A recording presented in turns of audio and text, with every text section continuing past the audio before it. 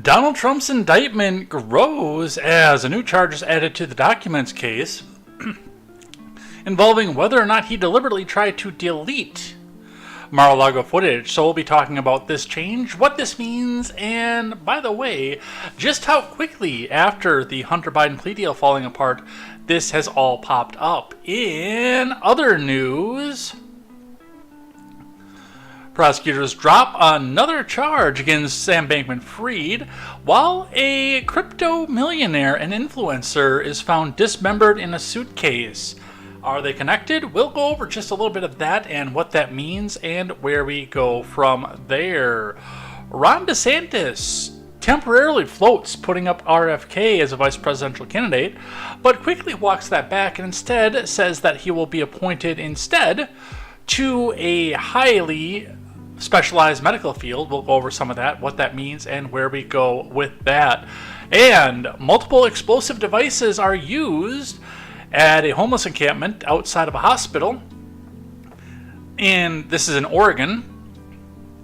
So we'll talk about what's happening there, what this means, and where this goes here. Plus, we've got things that I like and things that I hate, and I will be answering at the bottom of the show my thoughts on the whole thing with term limits, age, and how our Congress should function. It is going to be all of this and more.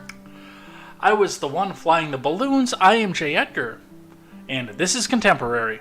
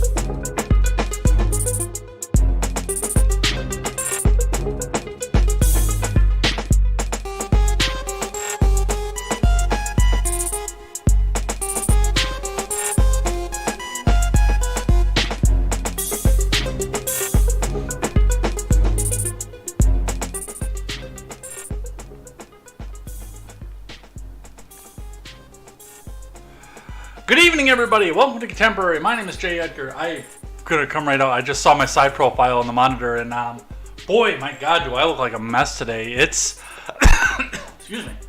The heat got to me. I can definitely come back out and tell you that. It's been one of those days, and it probably was not helped by the fact that it was 98 for the majority of the day. But no matter how hot it gets outside, the news stops for absolutely nobody. So we're going to talk about some new indictments coming down for the Donald today, what this means and where this goes.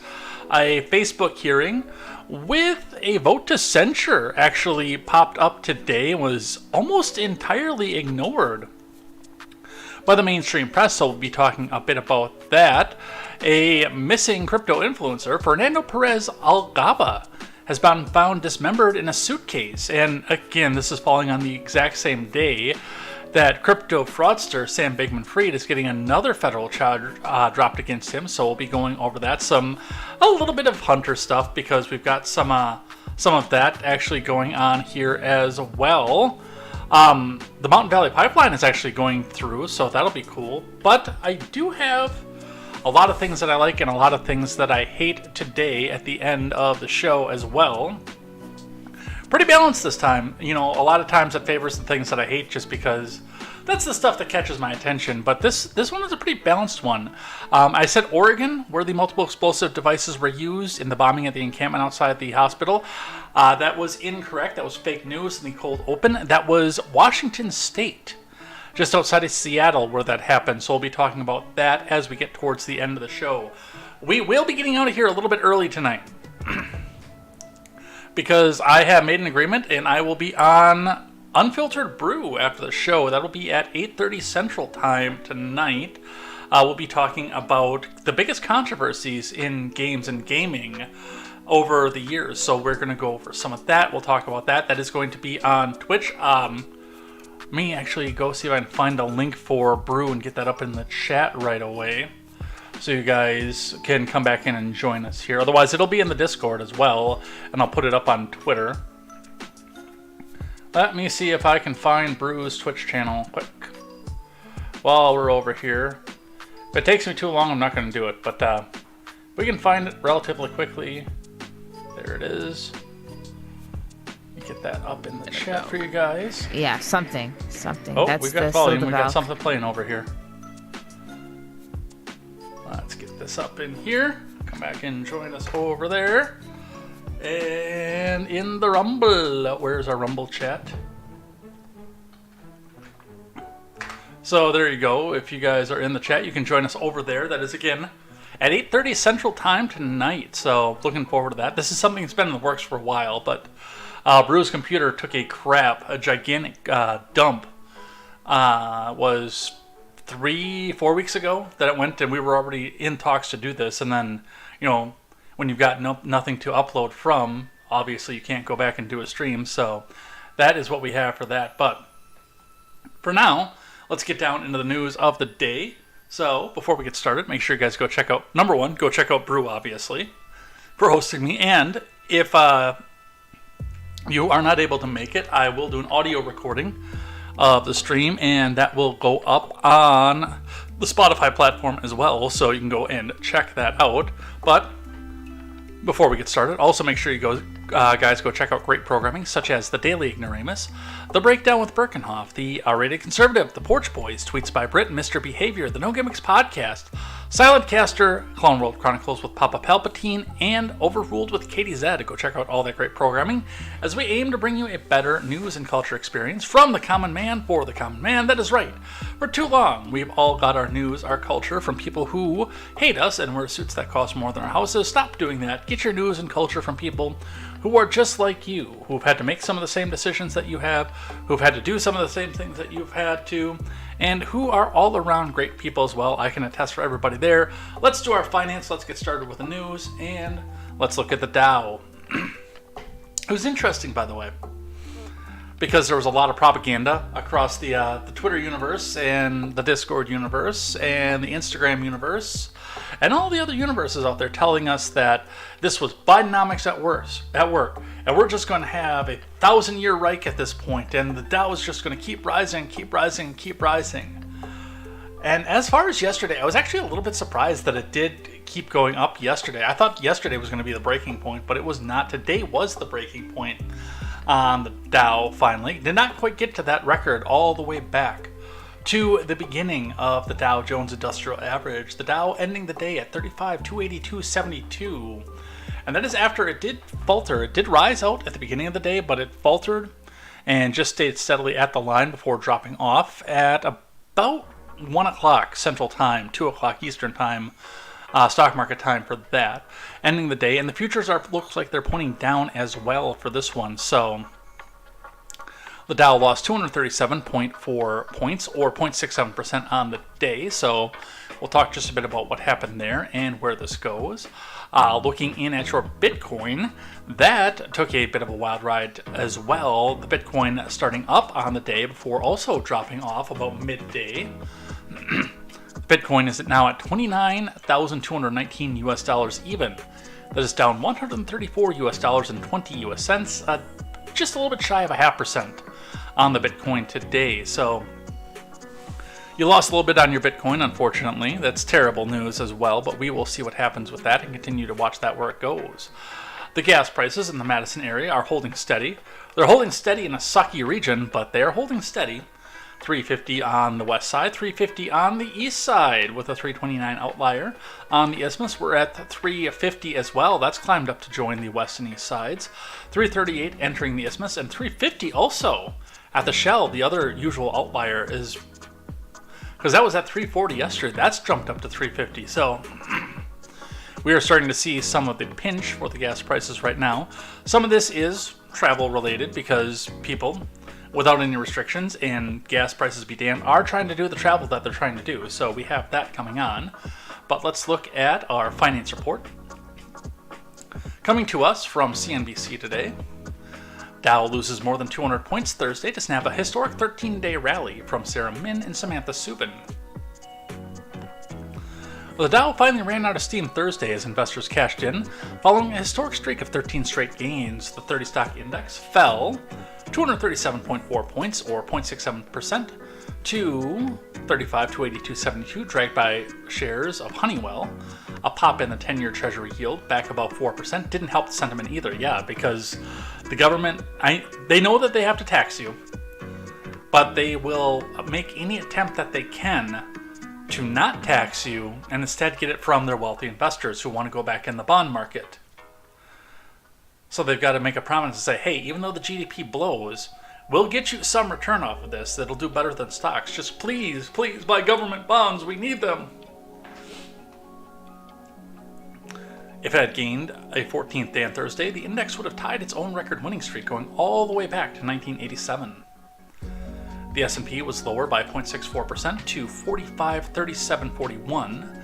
At one point during the day, the broader index topped a key 46,000 level for the first time since March 2022. Meanwhile, the Nasdaq slid a 0.5% to 1450.11 as investors took some profits in key tech shares like Microsoft and Apple.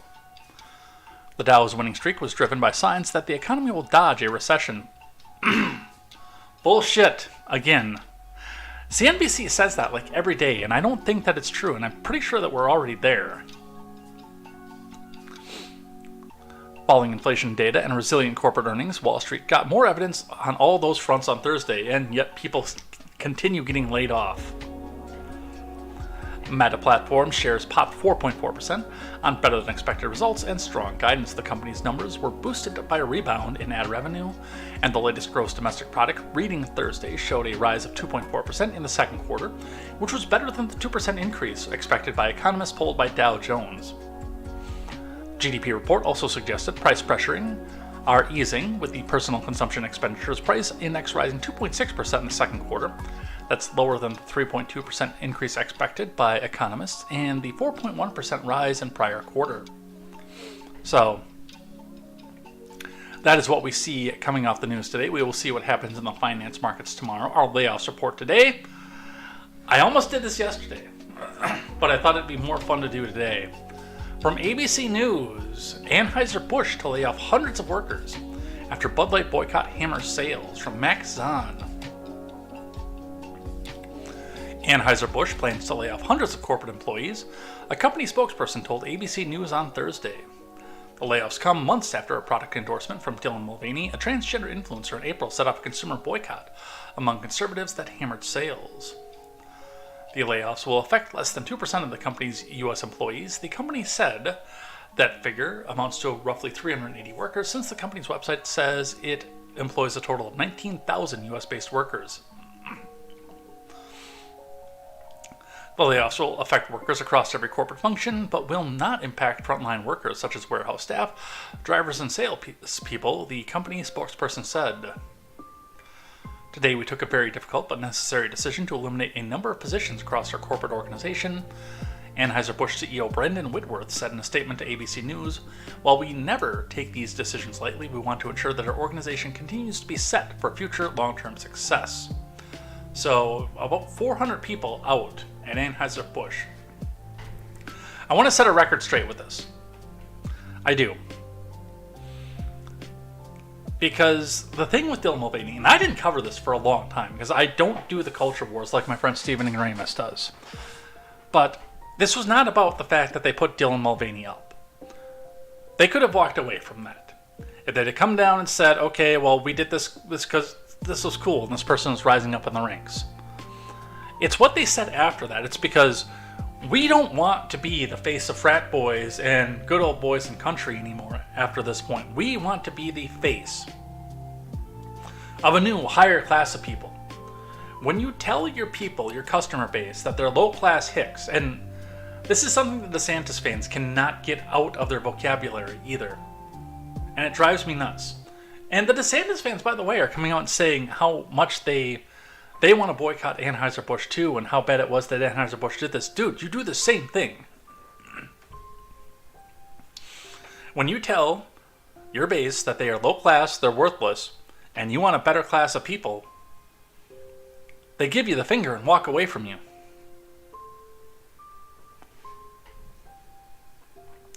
So, that is our layoffs report today. Mogwai says, Budweiser, you're laid off. I remember when the Budweiser frogs were just one frog. That's how old I am. Because that didn't start with 3 frogs. That was a Super Bowl commercial, and it went through, I think, 6 or 8 Super Bowls.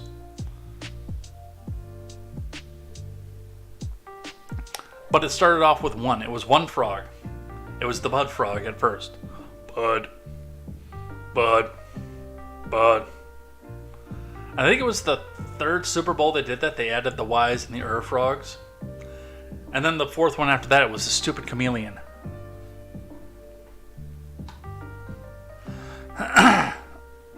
Excuse me. Allergies acted up today too, so throats are raw from sneezing. Mogwai says it's bad enough you lay people off, but you have to use the "was up" guide. That was a Budweiser commercial too, wasn't it?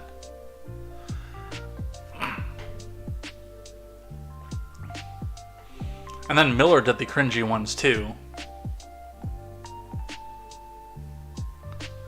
But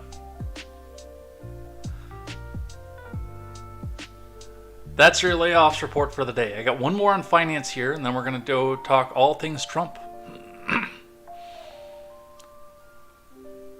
Robot?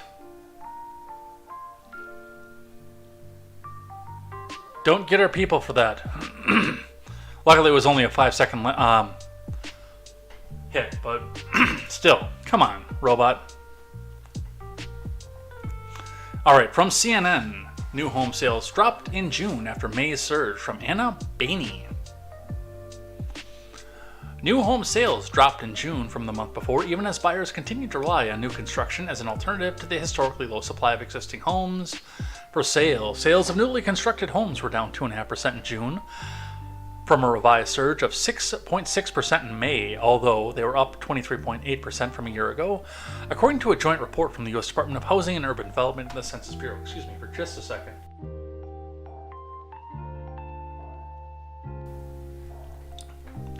Damn. June's month-over-month pullback is further evidence that while the new construction market is being boosted by exceptionally low inventory, affordability concerns remain. Homeowners with ultra-low mortgage rates are reluctant to sell and buy another home at a much higher mortgage rate.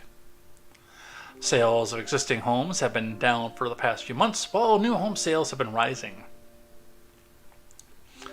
Sales of new single-family houses were at seasonally adjusted rate of $697,000, down from a revised $715,000 in May. Sales were higher than last June's estimated rate of $563,000. Excuse me.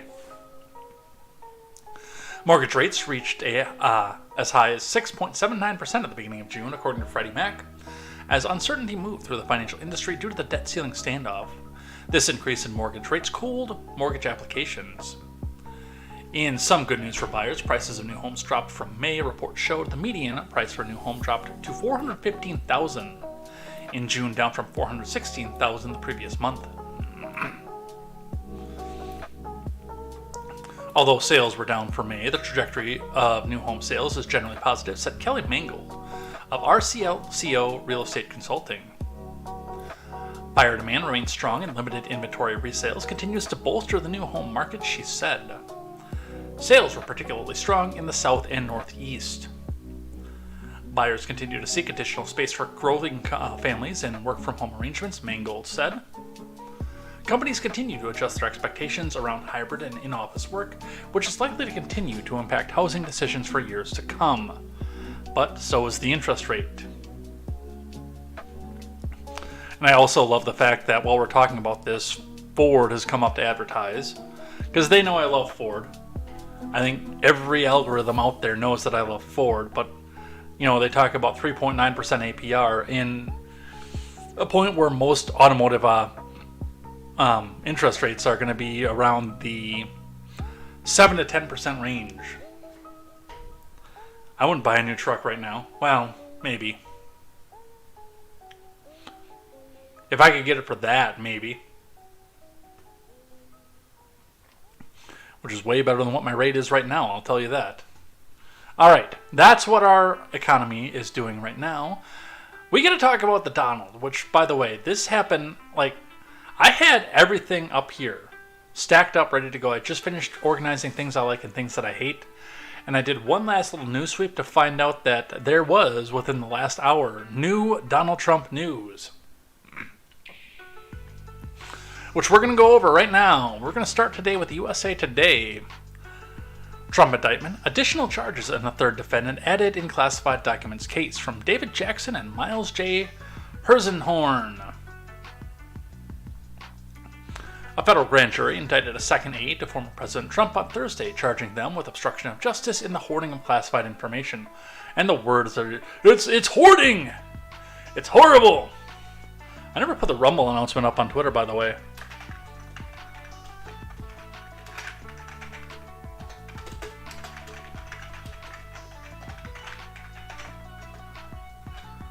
Oops. No, we don't want that one. That's for after the show. I still have Brew's channel up in my clipboard. We want this one.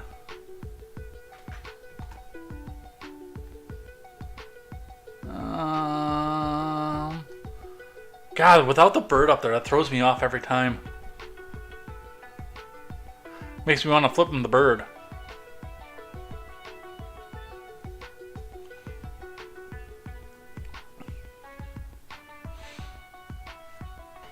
Carlos de Oliveira, a longtime employee of Trump's Mar-a-Lago estate in Florida, is accused of helping move boxes of classified information around Trump's home at Mar-a-Lago and Palm Beach, according to a superseding indictment filed in the Florida case. In June, a federal grand jury indicted Trump and personal aide Walton Nauta on obstruction charges related to the Trump's handling of classified material after he left the office. The revised indictment adds new allegations against Nauta.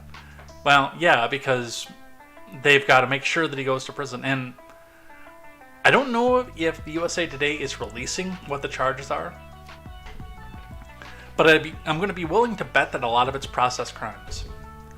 And one of the things, too, and this is one of the weaknesses that we see in Alvin Bragg's case, is, Alvin Bragg's case is legitimately entirely process crimes. Doing process crimes is the biggest indicator that you have no case at all. I hate to tell people this who think that, it's because Trump's guilty and we're going to get him, he's going to go to prison. It's part of the reason that I keep saying that Bill's impeachment should be expunged. Which I do legitimately still believe. I think that Bill's impeachment should be expunged. Because it's a process crime. They were not able to go back and get him on what they actually accused him of doing. It was the fact that he lied under oath about what they accused him of doing, but they couldn't pull a conviction off what they accused him of doing. Nixon. Most of what he was facing down was process crimes.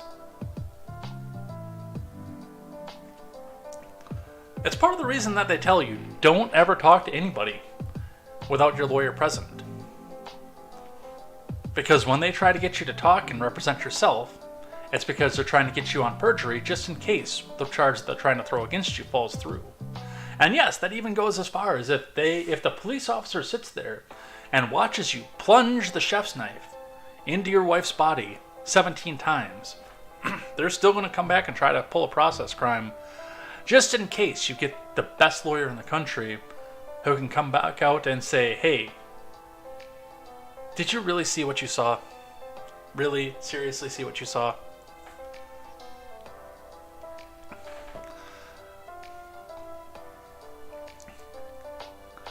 We're going to get into some propaganda in here, too.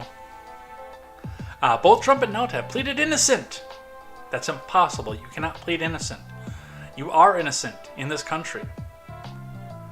They have pled not guilty to the obstruction charges, and Trump has denounced the entire investigation as politically motivated, which it is.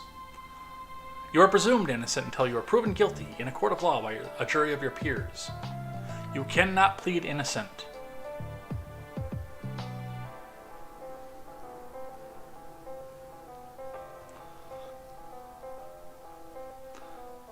Mogwai says, "It's the trees are trying to kill us all." The happening reference for non-film watcher. That's me. I'm the non-film watcher. Mogwai says, "Hey, we get a free indictment with this stamp." Nice.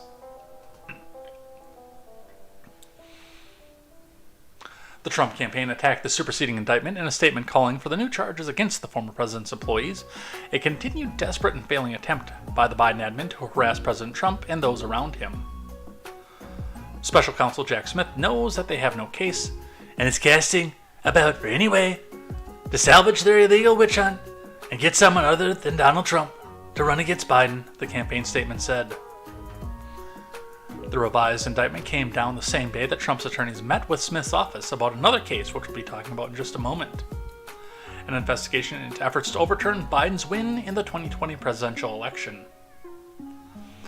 Trump said this month that he has received a target letter and could be charged with a case that also involves the insurrection of January 6th. So, yeah, they don't read what the charges are against Oliveira, but I'm willing to bet it's going to be lying under the oath, lying to FBI agents, or perjury. Well, lying under those perjury. Obstruction, rather.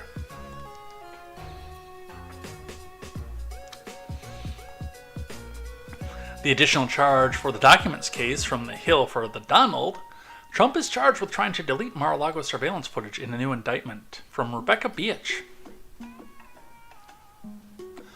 The DOJ is accusing former President Trump of attempting to delete surveillance footage as Mar-a-Lago property in a new superseding indictment filed in the classified records case on Thursday. The DOJ says Trump acted with a new co-conspirator to try to delete the footage and also charged him with an additional Espionage Act charge. And by the way, the language here, that's important too. One of the things to note about this, if they do pop him on a process crime, perjury, obstruction, lying to FBI, lying to, witness tampering, anything else like that, you can still run. Espionage Act conviction does trigger the 14th Amendment, so that is something to pay attention to as we go forward with this. The superseding indictment brings the total number of counts facing the president to 42 and adds a charge based on military documents Trump boasted of having in the meeting, warning that he couldn't share them since he failed to declassify them. And yet nobody knows what's actually in these documents except the Donald himself and maybe the people in this room. It accuses Trump of acting with Carlos de Oliveira, the property manager of the hotel, and Trump's other co-defendant, Walt Nauta, for trying to delete the footage. The indictment notes efforts from Oliveira, 56, to determine how long security footage was stored at the Mar-a-Lago system. It says he later told another Mar-a-Lago employee that the boss wanted the server deleted. The indictment also described de Oliveira and Nauta organizing their plan secretly, apparently walking among the bushes around IT office where the security footage was managed. This, by the way, is a bit of a legal gray area. And one of the things to note about the legal gray area of this is this actually puts the Clinton server into slightly a legal gray area as well. It's not as legal of a gray area because it's still a violation of Classified Documents Act, even though she was never charged with that or convicted or anything else of that. Because she didn't have the security clearance that would, well, she had the security clearance, but not the D-class clearance, she would still fall under that aspect of it. But the hammers and the bleach bit does to an extent fall under personal property. Now, if there's already a subpoena out there, of course, that's one thing. The question is going to be if this meeting took place after the subpoena went in for the Mar-a-Lago footage. But this is private property still. And it is just a little bit gray. Part of the reason that it's gray also is the protection against self-incrimination. You took the video at your own property, and now it's going to be used to incriminate yourself.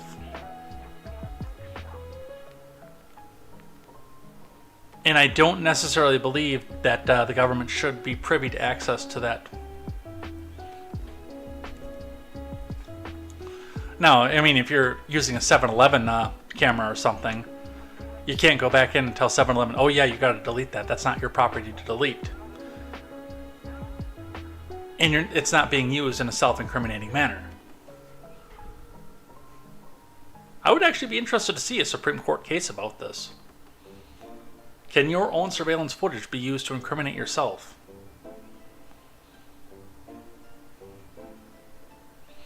The indictment notes calls between Trump and De Oliveira, and also details a later discussion over loyalty and ensuring that the property manager would get an attorney. De Oliveira has been summoned to appear in court on Monday in Miami. The indictment also accuses De Oliveira of lying to investigators about his involvement in moving boxes at the property, saying he never saw anything related to boxes moving in and out of the storage room.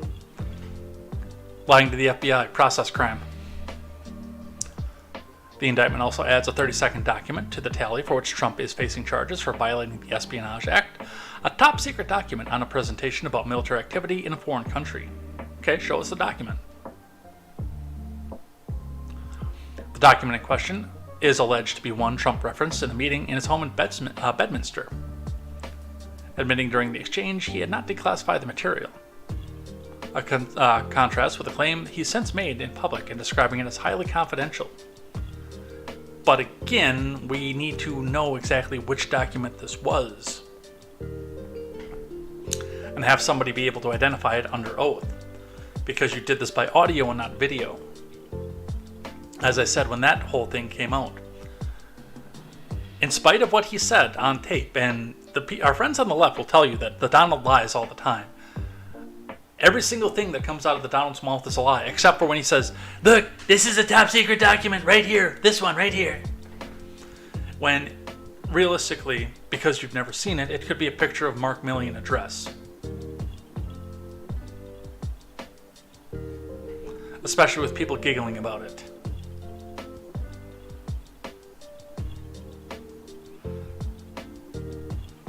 Like, everything that they've presented so far is circumstantial. Any competent law school student should be able to go back and have this one thrown out. But again, this is highly partisan as well, so. The superseding indictment comes as a Washington grand jury met in another special counsel probe into Trump's efforts to remain in power after losing the 2020 election. In a statement after the release of the indictment, the Trump campaign called the filing nothing more than a continued desperate and flailing attempt by the Biden crime family and their DOJ to harass President Trump and those around him. Deranged Jack Smith knows that they have no case and is casting about for any way to salvage their illegal witch hunt and to get someone other than Donald Trump to run against crooked Joe Biden, the statement said. That was a campaign statement, but I mean, look at the way it's worded. This came right from the Donald.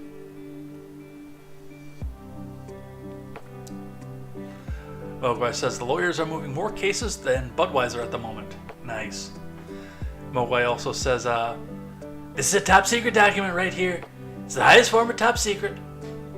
Mr. President, this is a Wendy's. No, it would be a McDonald's for the president. He's the Big Mac addict, remember?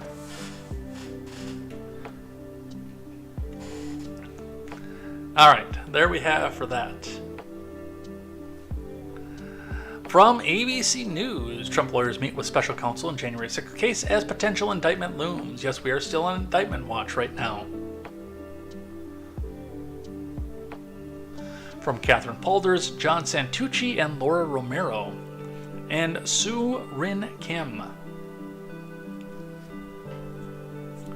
Lawyers for former President Trump met Thursday morning with special counsel Jack Smith's team as potential indictment of the former president looms, a source familiar with the matter told ABC News.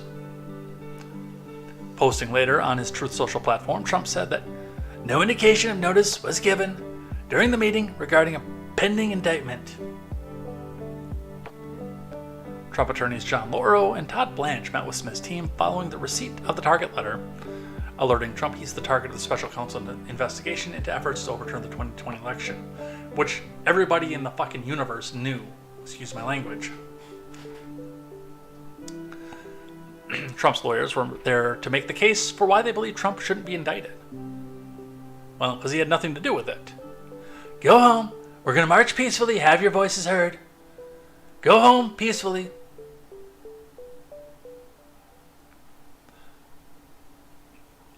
The meeting ended after an hour, sources told ABC News.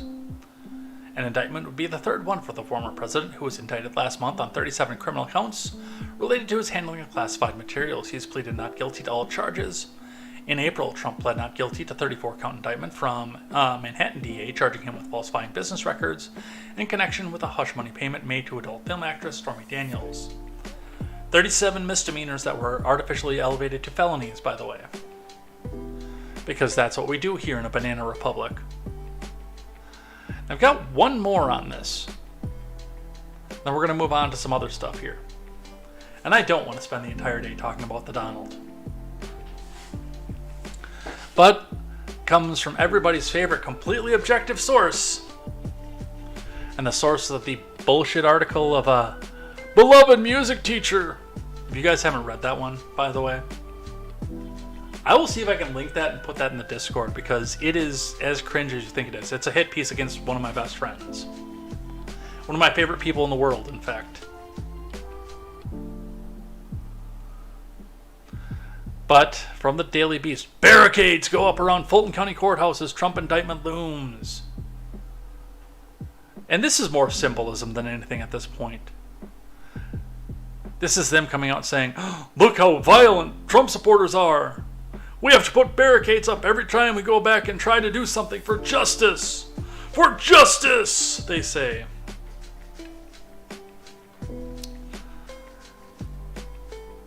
And I'm going to tell, by the way, I'm going to say the same thing that I said with the Justice for J6 rally. I'm going to say the same thing that I said with the Manhattan indictment and with the Florida indictment.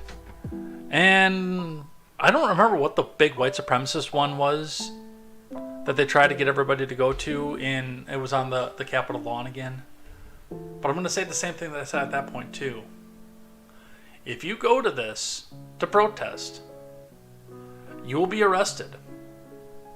I am no longer peddling the fear porn of you will be shot. I don't think that they've got the balls to do that. But you will be arrested, you will be arraigned, and you will be held in solitary confinement for 2 to 5 years while you await trial. And they will slow walk every chance that they can on your trial. You will be imprisoned without trial for years in solitary confinement with very little access to your attorney. If you go to this, whether they have the fencing up or not, as another potential indictment of the former President Trump looms in Georgia, barricades have sprung up around the courthouse, where he'd likely be arraigned. New Yorker writer Charles Bethia posted a video on Thursday showing the newly erected barricades near Atlanta's Fulton County Courthouse, suggesting they're an ominous sign for the Trump legal team. Okay, again, everybody and their brother knows that they're going to go back and do this indictment.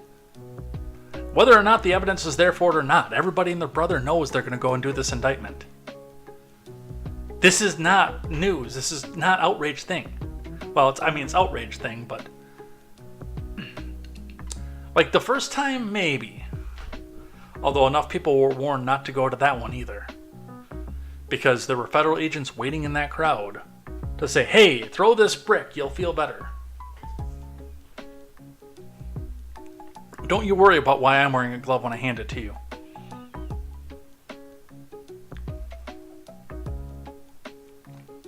The case, which could result in Trump's third indictment, centers on Trump's efforts to overturn Georgia's 2020 election results by pressuring state officials and could draw in several collaborators. A potential indictment announcement from DA Fani Willis has been expected to come sometime in August, with Willis reportedly requesting that judges not schedule their trials or in-person hearings for part of the month.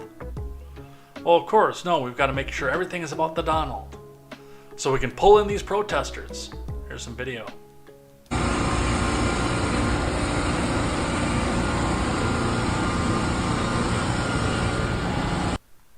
And again, this is symbolism.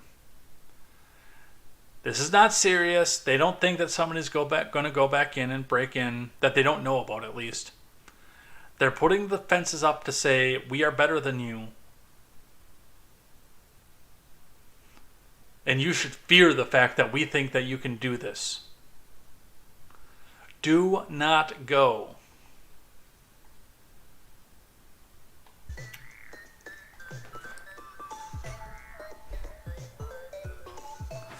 All right, let's talk about the Facebook censorship hearing today. We're going to start with a tweet from disclose.tv. Just in, Facebook and Instagram censored posts because of unconstitutional pressure from the Biden White House. House Judiciary Committee chairman reveals after obtaining internal records. Mark Sherrill, we are seeking your guidance on whether to take more aggressive action against certain vaccine discouraging content. We are facing continued pressure from external stakeholders, including the White House and the press, to remove more COVID vaccine discouraging content. For example, we recently shared with the White House a list of the top 100 vaccine-related posts on Facebook in the U.S. for the week of 4/5 to 4/11, while authoritative information dominated the list. The White House is concerned that the number 3 post was a vaccine-discouraging humorous meme and called on us to delete the meme. Because they are afraid of memes, you see.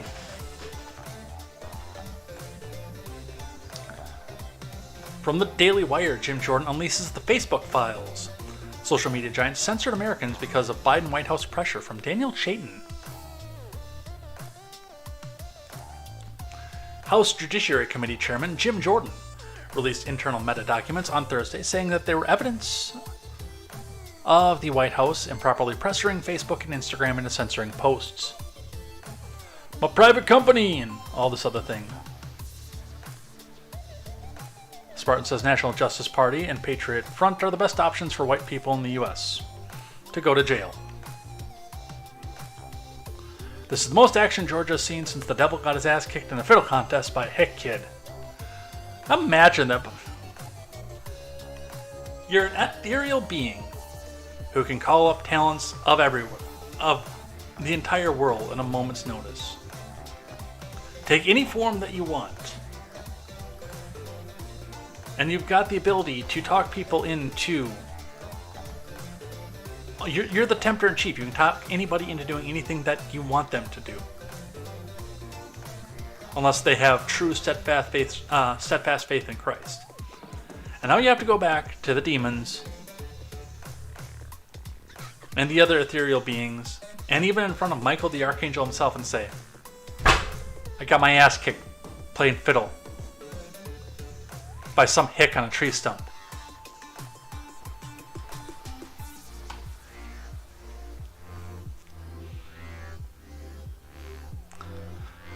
The congressman said in a thread posted to X that he was unveiling part 1 of the Facebook files, which appears to be a nod to the Twitter files obtained by his panel only after he threatened to move forward with holding Meta CEO Mark Zuckerberg in contempt of Congress.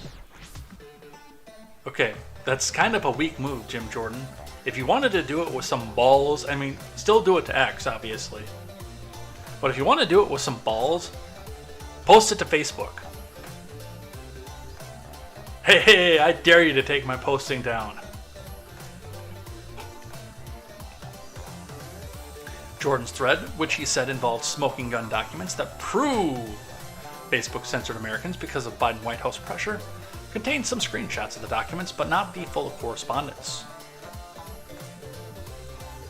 Never before released internal documents obtained by the Judiciary Committee prove that Facebook and Instagram censored posts and changed their content moderation policies because of unconstitutional pressure from the Biden White House. James Jordan began. During the first half of 2021, social media companies like Facebook faced tremendous pressure from the Biden White House, both publicly and privately, to crack down on alleged misinformation, Jordan said. In April 2021, a Facebook employee circulated an email for Facebook CEO Mark Zuckerberg and COO Sheryl Sandberg, writing, "We are facing continued pressure from external stakeholders, including the Biden White House, to remove posts."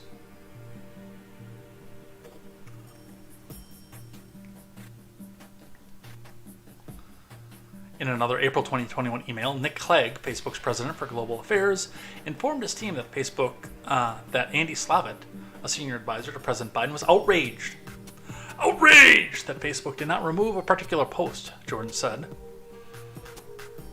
What did the Biden White House want removed? A meme, Jordan said, because nobody's ever heard of the Streisand effect.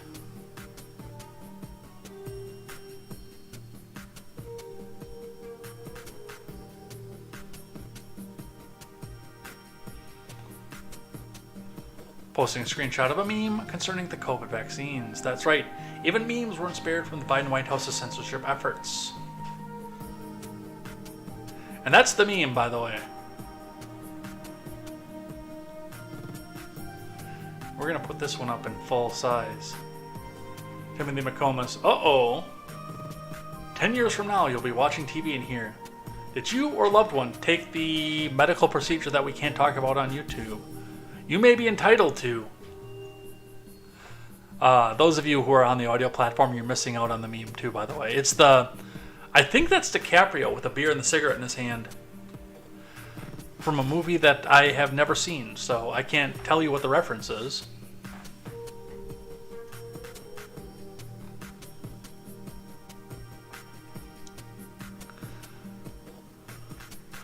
When Clegg countered that removing content like that would represent a significant incursion into traditional boundaries of free expression in the U.S., Slavitt disregarded the warning in the First Amendment, Jordan said. What happened next? Facebook panicked. In another April 2021 email, Brian Rice, Facebook's VP of Public Policy, raised the concern that Slavitt's challenge felt very much like a crossroads for us with the Biden White House in those early days, Jordan said.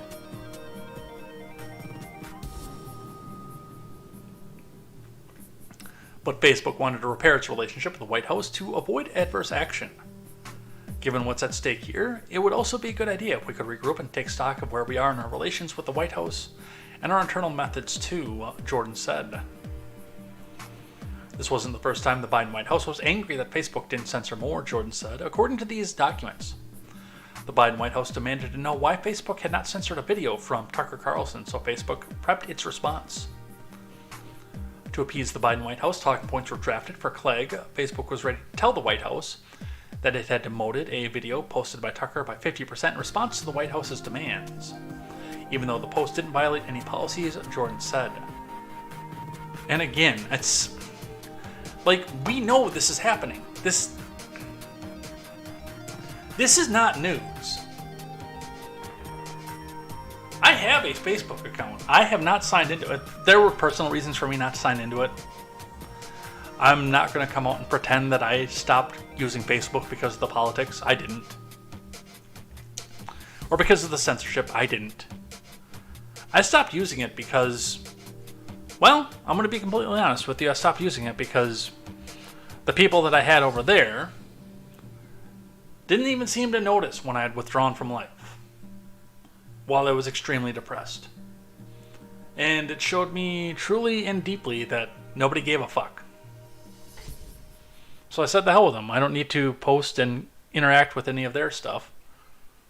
Not even a phone call to say, hey, I had noticed you haven't posted in a platform that you lived on for 5 years. Is everything okay, man? Not a phone call, not nothing. That's why I stopped using Facebook. But from the sounds of it, I got out of there at the right time.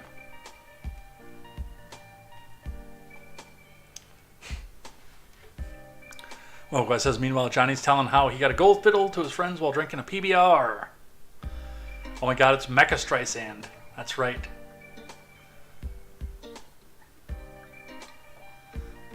So,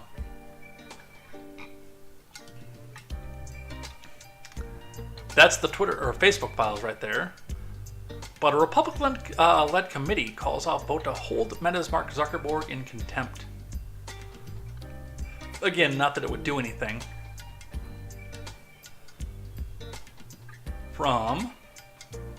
I've got no author given on this one from the Associated Press. A House committee called off a vote on Thursday on a recommendation that Meta CEO Mark Zuckerberg be held in contempt of Congress for failing to fully supply documents related to an investigation into the supposed censorship by tech companies of conservatives. Jim Jordan, a Republican and chair of the Judiciary Committee, tweeted shortly before the committee was to meet that based on Facebook's newfound commitment to fully cooperate with the committee's investigation, the committee has decided to hold contempt in abeyance for now. Jordan added that contempt is still on the table and would be used if Facebook fails to cooperate in full. Again, it's meaningless.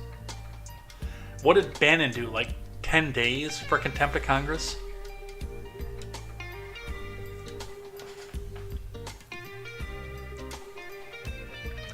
If the committee had moved forward, it would have been up to the House Speaker McCarthy to hold a full House vote on the contempt resolution as early as this fall after the August recess, and would have gone straight on party lines because, well, it's partisan.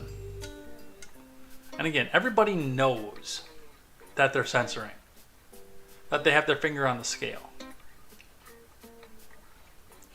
Mogwai says Mark Zuckerberg is held in contempt, but was later healed by his peers in the lizard community. I can't get my tongue up that high. I was going to try and lick my eyeball like a lizard, but I can't get my tongue up that high.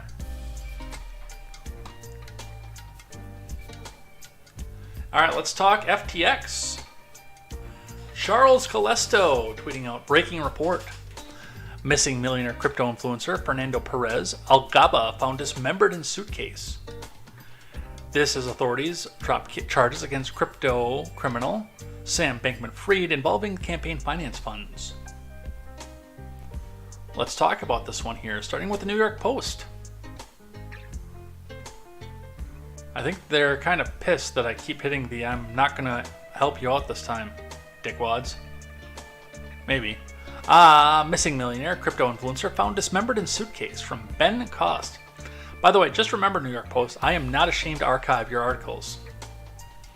If you want the ad revenue, or want to get away with doing some stealth edits of your articles, then I would suggest taking that turn your ad blocker off now. Because I will start archiving the New York Post. I have no problem robbing ad revenue from you. Police have launched a murder investigation after the dismembered remains of missing millionaire Fernando Perez Algaba, 41, were discovered by a group of children in Argentina over the weekend. The grisly case came to light after the kids found a red suitcase filled with body parts while playing by a stream in the town of Ingeniero Buj, Buenos Aires province on Sunday, Jam Press reported. The children's parents notified the Buenos Aires police, who inspected the package and reportedly found the victim's legs and forearm inside, discovering another whole arm in the stream. Well, that's grisly. Thank you for censoring that, by the way.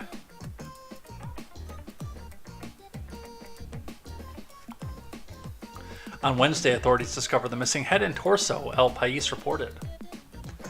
The body parts were cleanly amputated, suggesting the work of a professional, local media reported. Meanwhile, a subsequent autopsy revealed the victim had been shot 3 times before his dismemberment. Well, yeah, I mean, you don't fit in a suitcase when your arms and legs are on you normally.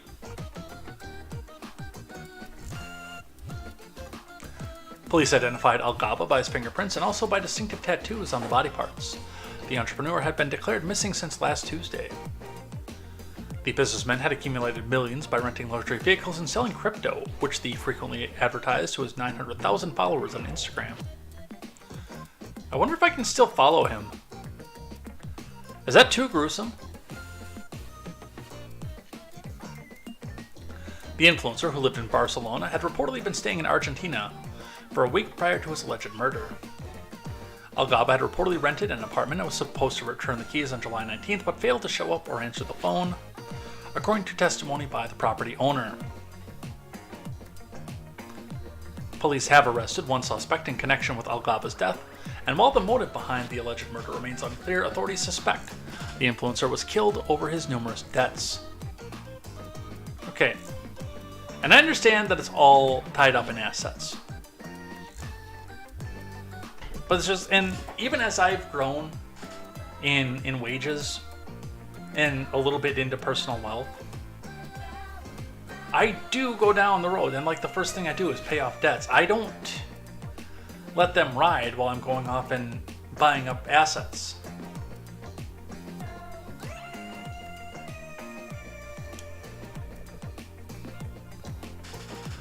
This marked the tragic end for the businessman known by friends as Lechuga, lettuce, who started working at the age of 14. I started with a bicycle and a box and started selling sandwiches, said Algaba, who reportedly graduated to buying vehicles to repair and resell. That's a good business to get into, by the way. Get the cheapest crap that you can get off Craigslist, and then turn around and repair what's wrong with it and sell it.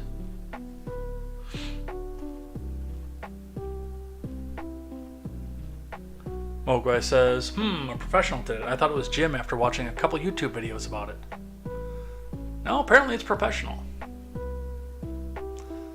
After talking to my partner at work about this one, because she likes true crime, and she probably knows a bit about this one. It's probably going to come up after she hears me say this, because I know she listens to Contemporary at work while I'm there. But while this is happening, as Calesto pointed out, from CNBC, prosecutors drop another charge against FTX co-founder Sam Bankman-Fried. From Rohan Goswami. Federal prosecutors dropped a campaign finance charge against Sam Bankman-Fried, the second time they've narrowed the indictment against the founder of the crypto exchange FTX. Prosecutors told Judge Lewis Kaplan on Wednesday they were dropping the charge of conspiracy to make unlawful campaign contributions because it had failed to obtain permission from the government of the Bahamas for the fact that when Bankman-Fried was extradited from the island nation in December. The attorney's office in Manhattan previously dropped another charge against him for violating anti-bribery statutes on the same grounds. Well, I mean, bribery isn't even a crime in this country anymore. Just ask Biden. The moves narrow the criminal exposure to the former billionaire, who prosecutors allege conspired to defraud investors and customers out of billions. The alleged scheme precipitated the collapse of FTX and sent shockwaves for the crypto industry. Prosecutors had alleged that Bankman-Fried funneled hundreds of millions of dollars in bipartisan campaign financing through two unnamed co-conspirators to avoid campaign contribution limits. The charge could have added 2 to 5 years to Bankman-Fried's imprisonment if convicted. Dude, that dude is not seeing a day in jail. Just so you know. They'll burn his fingerprints off and give him a new identity before they do that.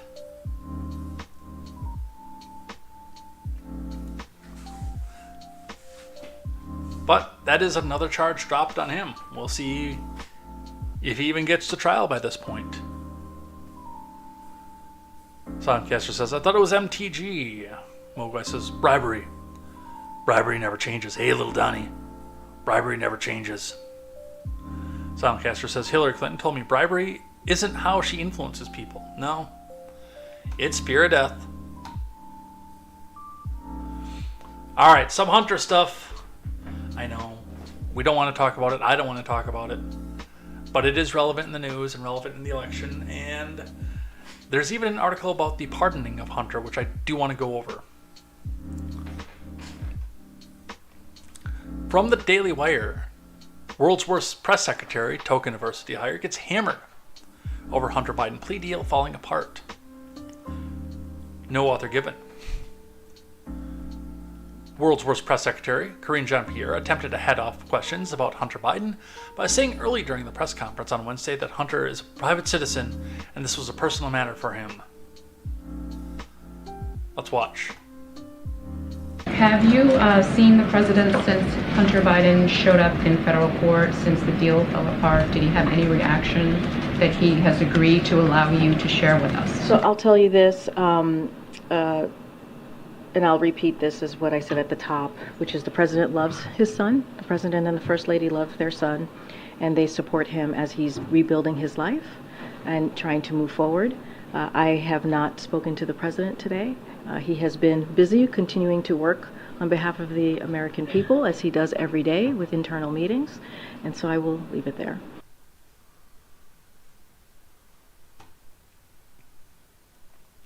He's been so busy, but there's nothing on his schedule today, says RNC Research. To that one.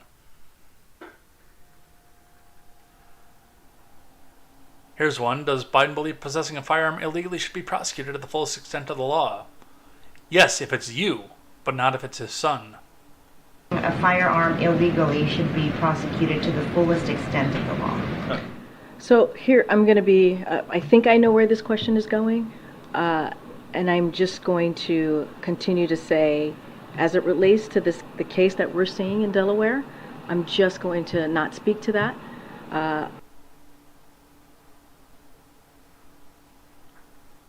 All right. The president previously said that he has never discussed overseas business dealings with his son.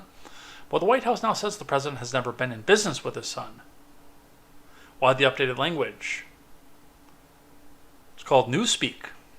Months ago, you said that nothing has changed when you were asked about the president's previous remarks on his son's business dealings, but the language has in fact changed. So I just want to clear this up once and for all. The president has previously said that he has never discussed overseas business dealings with his son, but the White House now says that the president has never been in business with his son. So why the updated language? Which statement is true? Or is this semantics and they're both true? As I stated on Monday, when I was asked this question multiple times, nothing has changed. Nothing has changed on this. Nothing has changed on this. And so could ask me a million different ways on this question. Nothing has changed. Mokley says, I was told Hillary was fun to hang with. Now it's dark. Castro says, Joe Biden loves his son. Okay. He's a good old U.S. dad. With that shotgun to defend his house with. From CBS News, what's next for Hunter now that his plea deal is on hold? Well, he's going to supposedly stay clean, or somebody's going to be hired in the White House to pee in a cup every 30 days. And he's going to get a job, which is going to be a sweetheart deal that he has no experience in, but gets paid lots of money to not do. From Catherine Watson.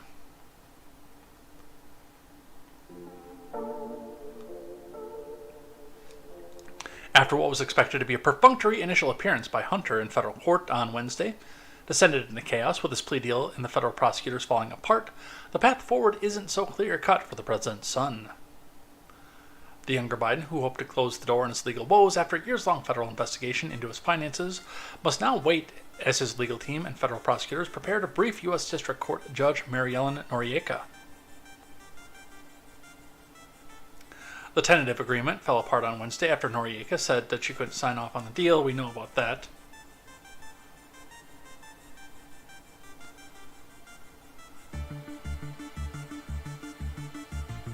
And they don't really tell us what's next for him, but yeah, he's got the plea deal. He can't do any drugs. He can't drink. Has to go find a job. But for the most part, it's going to be nothing. His daddy's going to go out and get him a job with some influence that he doesn't have to do. And he'll wait and go to court in 90 days to see how he's doing on his release. We're going to go over this one just briefly because we went over this a lot yesterday. This is basically a baseline summary of what happened yesterday. From Fox News, The Hitchhiker's Guide to How Hunter's Legal Woes Could Accelerate an Impeachment Inquiry. Spoiler alert, they can't. From Chad Pergram, The legal woes of Hunter Biden and today's dropped plea deal likely accelerates the possibility of a formal impeachment inquiry by House Republicans. Some Republicans were skeptical of launching any sort of inquiry, let alone impeaching the president. but issues with the plea deal did nothing but pose more questions from Republicans. That's why this likely spurs more serious conversations about the impeachment inquiry. This will be about the math. The full House must vote to formally begin an impeachment inquiry. It's fair to say that the House is still a little closer to that now than it was before the Hunter deal got blew up. Moreover, voting to establish an impeachment inquiry gives the House wide latitude to go after more documents, information, and conduct depositions. The Hunter deal situation poses more questions than answers, so more Republicans may be inclined to pursue such a plan. Meantime, Democrats seem to be caught off guard by the change with Hunter Biden's deal, so they were prepared to just dismiss this and move on, but they can't anymore. So far, Democrats have presented a little cohesive strategy about how to deal with the turn of events and protect the president. We could hear more about this Thursday and Friday, and this is the last time until mid-September that the House will be in town. So, a few things that change with this. I don't think that they can get the impeachment inquiry unless they can concretely link the unpaid taxes to business dealings that go with Biden. I mean, it's a fun thing to speculate about, and Fox is controlled opposition, of course. But this is a big bridge to cross unless there's actually something concrete. It's not out of the realm of possibility again, and I've said this yesterday, that it happened.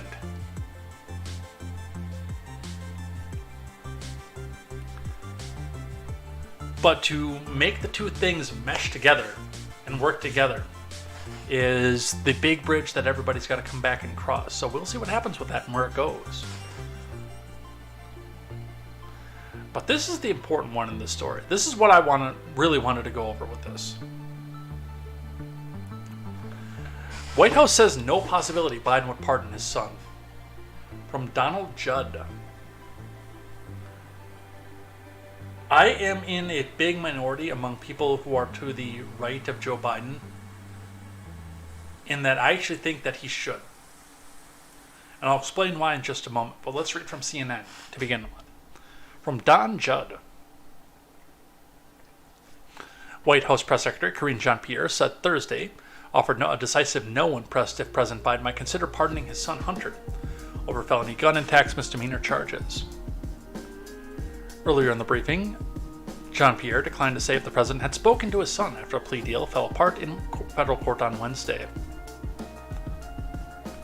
I'm really not going to say any more than what I shared yesterday. This is a personal matter for Hunter. This is a personal issue, she said, and as you know, this has been done in an independent way by the Department of Justice. It has led to a Trump-appointed prosecutor, and I'm just not going to comment beyond what I said yesterday.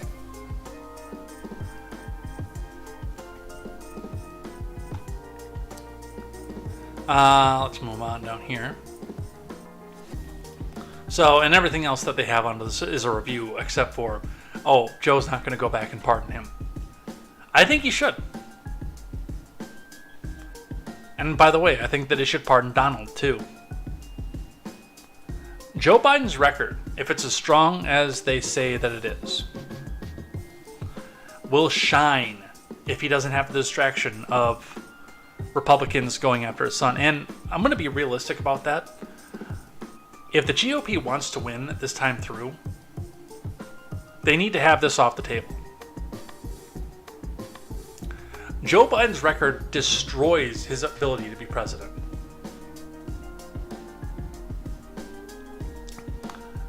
The gas prices, the inflation, which is not down, it's just not going up as fast as it was before.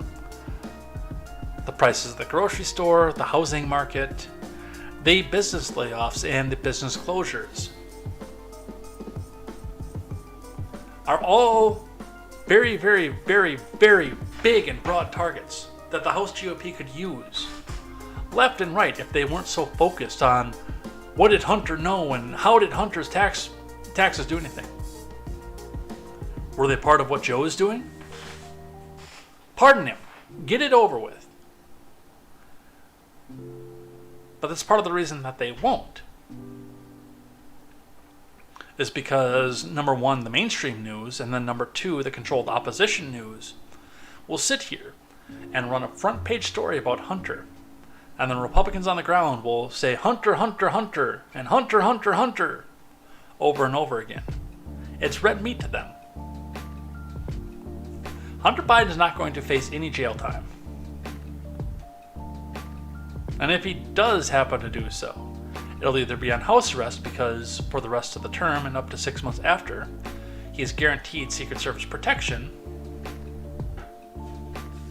And I don't really understand how you get Secret Service into prison. The same thing with the Donald. But everything else, again, that we see from this, from 10% to the big guy to Hunter's crack to Hunter's penis and everything else, is a major distraction away from the failings of this administration. If I was Joe, or if I was a strategist for Joe, the first thing I would say is, pardon your kid. That's an easy one to get away with. It's your kid. I think a lot of people would still fault you for it, but I think a lot of people would understand what a father's love is. Pardon your kid. You've got a built-in defense for that. And then go pardon the Donald, and the day that you pardon the Donald, get up at that podium, take your CIA super drug so you're lucid and coherent with it, and say, hey, I don't need any of these tricks, man. I can beat him fair and square behind the woodshed or something, man. It's gonna be like corn pop all over again.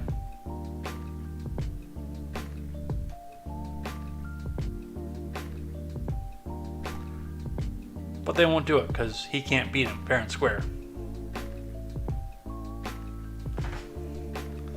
Alright, from Newsweek.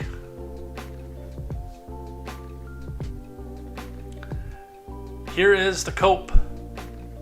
The major cope. Hunter Biden judge trying to protect him from Donald Trump. According to James Bickerton over at Newsweek. Are you ready for some cope? We're going to be actually closing out here pretty quick. Because I know that I'm going to be on Unfiltered Brew after this, as I mentioned before. Also, by the way, killed the music for the video, didn't go back to the live chat. What are you guys doing? What's everybody going to have for dinner? I had dinner earlier. I just had some meat from over at the Quick Trip.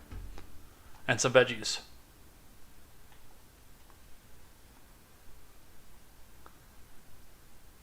Soundcaster says Mog is controlled opposition. Mog is controlled opposition and his cat is an unnamed source. Soundcaster, the GOP winning. Yeah, that's true. They like to win, or they like to lose, rather. Soundcaster says the GOP is basically the same as someone in poker who flops a royal flush and then folds. Coke? Why, do you got some? Alright, let's finish off here. So, I'm going to do this news story, and I think we're going to call it at that, and then we'll do things I like and things that I hate, and then head out of here just a little bit early tonight. And then a reminder, tune in at 8:30 Central Time to the link that I put in the chat, and go check me out on Unfiltered Brew, talking about gaming controversies. You guys know Brew, we've rated her before. A Hunter Biden judge trying to protect him from Donald Trump. The judge presiding over the Hunter case in Delaware seemed to acknowledge that the president's son could be the target of a politically motivated prosecution if Trump returns to office, and thus wants additional legal protection, according to a former attorney. On Wednesday, a plea deal agreement collapsed after Hunter's legal team was found out it wouldn't protect the client from further prosecution resulting from the Delaware U.S. Attorney's investigation into his actions, which is ongoing. Presiding District Judge Mary Ellen Noriega also raised concerns about the deal linking Hunter Biden's tax issues with a felony firearms charge. Trump, the frontrunner for the 2024 presidential nomination, has repeatedly hit out at what he terms the Biden crime family on the campaign trail and has vowed to appoint a special prosecutor to investigate them if he returned to the White House. House Republicans launched an investigation into the Biden family finances after seizing control of the chamber.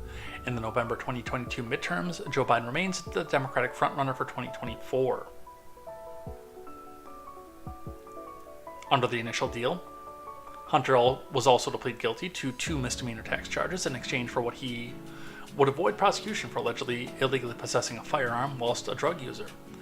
However, the arrangement fell apart when it became clear the agreement wouldn't stop Hunter from potentially facing other charges related to the Delaware U.S. Attorney's investigation. And again, the big problem with that, number one, is we don't know if he would actually do that, and number two, and this is the big one, who is objective enough to take the case? There are already complaints about the fact that Noriega is a Trump appointee. That's always the question, is who's objective enough to take the case?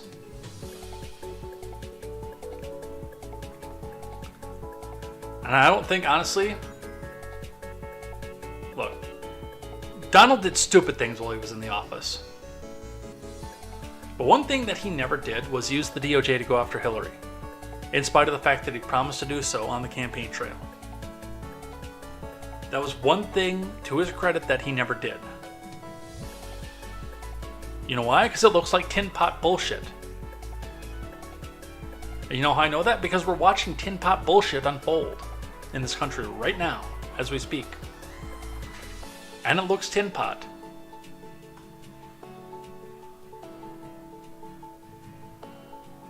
Alright. It is, for all intents and purposes, 7:30. Let's do things I like and things that I hate. We will clean up the rest of this here tomorrow, possibly some on Saturday as well. We'll see how slow the news day is tomorrow, but again, because we're heading out here early, we're going to go to the closing early, and we'll see you at the next channel. So, things I like and things that I hate today. Things that I like to start with, because I always like it when families get reunited.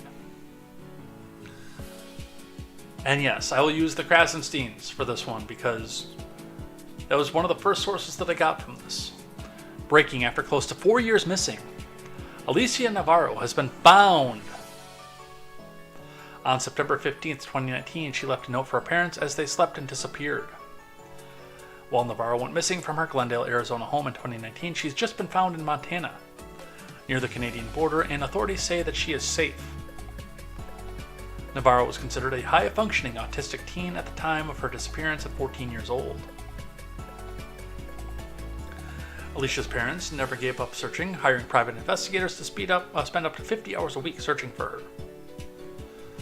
No additional details yet, but I'm happy to say that she is alive and well. Never give up. Now, that does not look like a 14-year-old girl.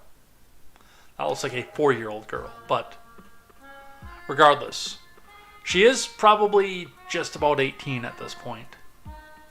So there's going to be some questions as to whether or not she's going back into the home. And again, we need the details as to why she left and where she was going. She was supposedly headed for Canada. She's been doing something for money for the last 4 years. She's been doing something to get up the road, thousands of miles, for the last 4 years. She didn't just walk to Montana. Well, she might have for 4 years, but, you know, if there's no food in the belly. But she is alive and well. We can go over some of the details later as they come out, but she is indeed alive and well. So, congratulations to the family for at least knowing that your daughter is alive and well. There may be some court fights, there may be some legal fights down the road for you. That's unfortunate, but you can go to sleep tonight knowing what happened to your daughter. Well, last night. I found this yesterday. And knowing that she is safe. Congratulations to you. And other things that I like today, Toyota's solid-state battery breakthrough will reduce cost and size by 50%. From Gijo Malayil over at Interesting Engineering. What is considered to be a significant breakthrough in the transition to EVs, Toyota says it's developed new solid-state battery technology that will allow it to reduce its weight, size, and cost of EV batteries by 50%. The largest automaker in the world said that by using the new solid-state battery architecture, it can produce batteries with a range of 745 miles, which can also be fast-charged in about 10 minutes, as reported by the Financial Times. That one I've got some questions about. In its efforts to play catch-up with EV segment leaders like Tesla and BYD, last month the company released its EV roadmap, including its vision to produce cars with solid-state batteries by 2027. Toyota, whose pioneering hybrid Prius model, favored by Uber drivers the world over, was launched in '97, has been reluctant to enter the EV game with a full throttle, largely focusing on hybrid and fuel cells. Now it looks determined to shake up the game with a range of in-house developed technologies that will challenge its competitors. So, I like this. Again, I am not a person who he himself would buy an EV, especially not now. Now, not as a primary vehicle, I should say. I would have something for just banging around town and going to the grocery store, EV. But again, for me, it would be a secondary vehicle. It wouldn't be the thing I drove around all the time, especially if I was doing any sort of commuting at all. Now, for where I work versus where I live, actually, it would be maybe kind of ideal, except for the fact that those batteries don't last in the cold. My interest here, number one, is how much it'll bring the cost down and make it available to people who want one. And again, you should not be mandated to have one if you don't want one, but there is a market for these things. There are people that want them, and if Toyota can make it easier for them to go out and buy one, then absolutely have at it, but the option should still also be out there to buy something that isn't EV. And the market will decide what's going to go up and what's going to go down. As far as fast charging in 10 minutes, I'm sorry, I don't completely buy that. I would have to see that to believe it. Maybe take a road trip with something like this and charge it in 10 minutes and then see if I can still go the 745 miles again. But I have a hard time with that one. And again, and interesting engineering, by the way, puts this out there with the frosty Toyota logo. How is this going to hold up in the cold? Because I live in a very, very, very cold climate. You wouldn't know that right now in a day that hit almost 100 degrees, but I live in a very cold climate. How is this going to hold up in the cold? But necessity is the mother of conventions, so if they want to make their market share bigger, then they've got to innovate. So we'll see how this does to the markets, what this does to the markets, and what this does to the industry as well. I've got one from Piers Morgan.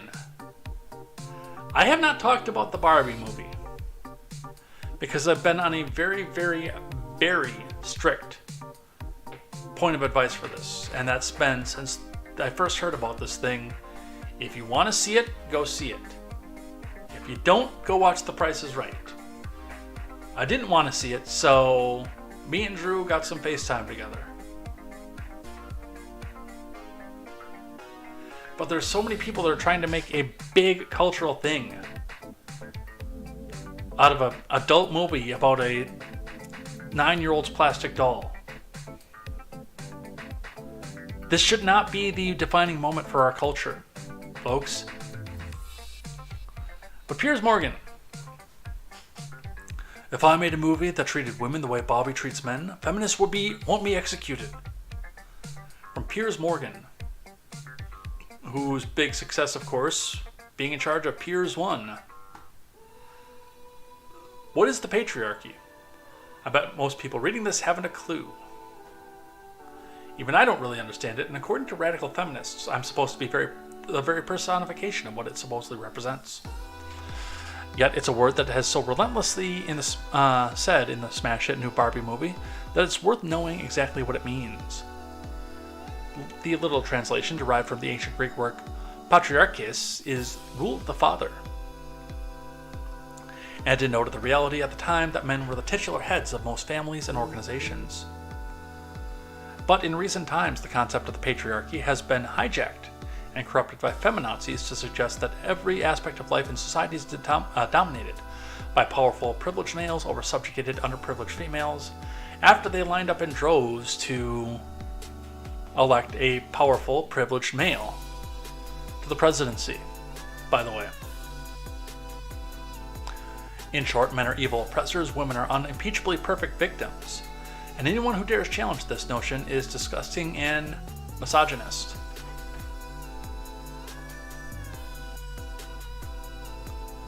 Barbie does nothing to dissuade anyone from that view.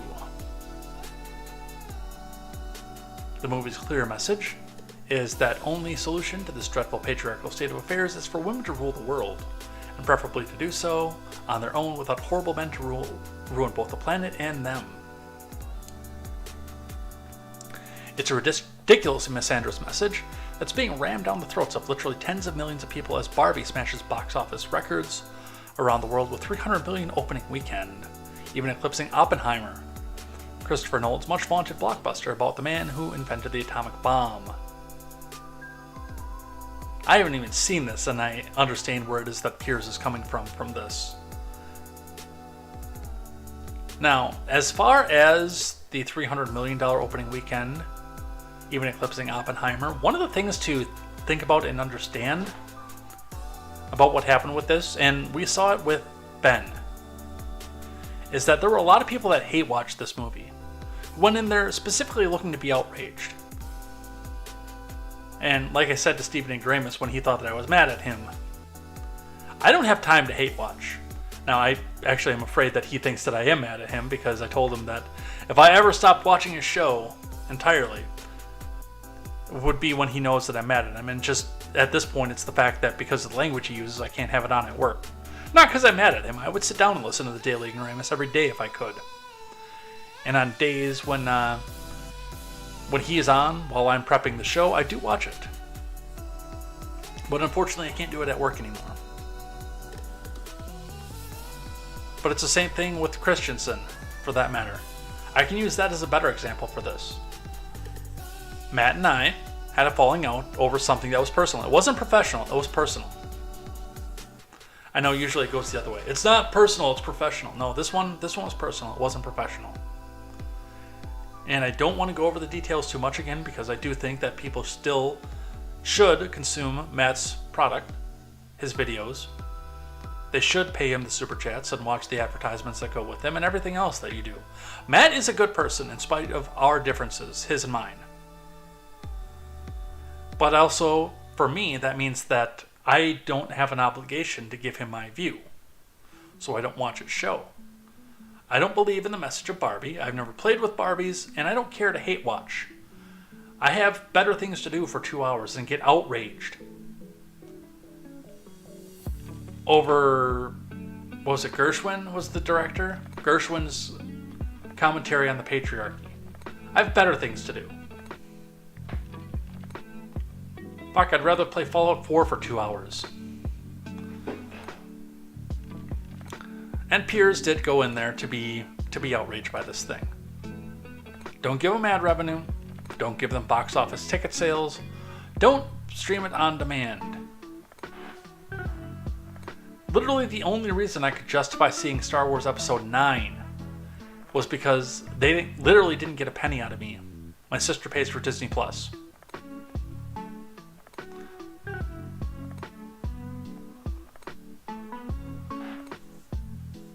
And if you want to watch the thing, go watch the thing. I'm not going to try to stop you. I don't have time for this. And more people should be thinking about this as well. And by the way, that box office number would be way down if more people thought that way.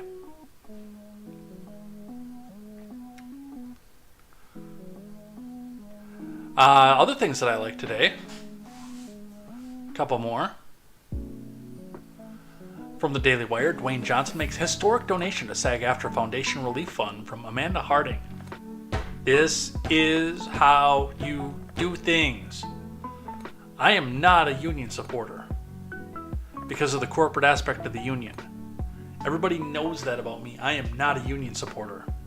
But what I can say about the union is that, and what Dwayne "The Rock" Johnson did, is that private charity will go further than government handouts 10 times out of 10, because the government people have to go in and put their hands into it and say, okay, here's a little bit for you and a little bit for me.